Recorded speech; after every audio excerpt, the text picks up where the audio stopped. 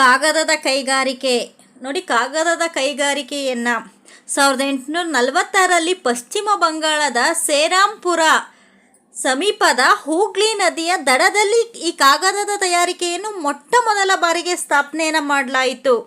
ಆ ನಂತರ ಎರಡನೆಯದಾಗಿ 1867ರಲ್ಲಿ ಕೋಲ್ಕತ್ತಾದ ಬಾಲ್ಟಿ ನಗರದಲ್ಲಿ ಕಾಗದದ ಕೈಗಾರಿಕೆಯನ್ನು ಸ್ಥಾಪನೆ ಮಾಡಲಾಯಿತು.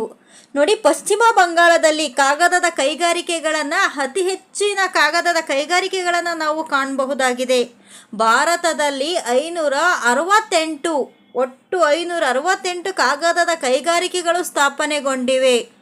ನೋಡಿ, ಅರಣ್ಯಗಳಿಂದ ದೊರೆಯುವ ಬಿದಿರು, ಮರದ ತಿರುಳು ಮತ್ತು ಹುಲ್ಲು ಈ 3 ಕಚ್ಚಾ ವಸ್ತುಗಳು ಕಾಗದದ ತಯಾರಿಕೆಯಲ್ಲಿ ಅತ್ಯಂತ ಪ್ರಮುಖವಾದ ಪಾತ್ರವನ್ನು ವಹಿಸ್ತವೆ.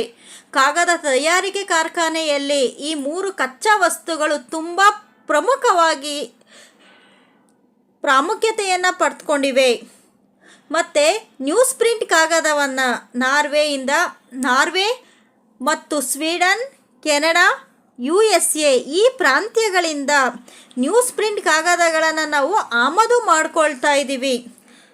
ಮತ್ತು ಭಾರತದಲ್ಲಿ ಕಾಗದದ ಕೈಗಾರಿಕೆಗಳು ಎಲ್ಲೆಲ್ಲಿ ಸ್ಥಾಪನೆಗೊಂಡಿವೆ ಅನ್ನೋದನ್ನು ನೋಡೋಣ ಫ್ರೆಂಡ್ಸ್. ಮುಂಬೈ, ಪೂನಾ, ಜಿಂದ್ವಾರ, ಅಮರಾವತಿ, ನಾಗಪುರ, ನಾಸಿಕ, ಗುಜರಾತ್, ಒರಿಸ್ಸಾ, ಮಧ್ಯಪ್ರದೇಶ, ತಮಿಳುನಾಡು ಮೊದಲಾದ ಸ್ಥಳಗಳಲ್ಲಿ ಈ ಕಾಗದದ ಕೈಗಾರಿಕೆಗಳನ್ನು ಸ್ಥಾಪನೆ ಮಾಡಲಾಗಿದೆ.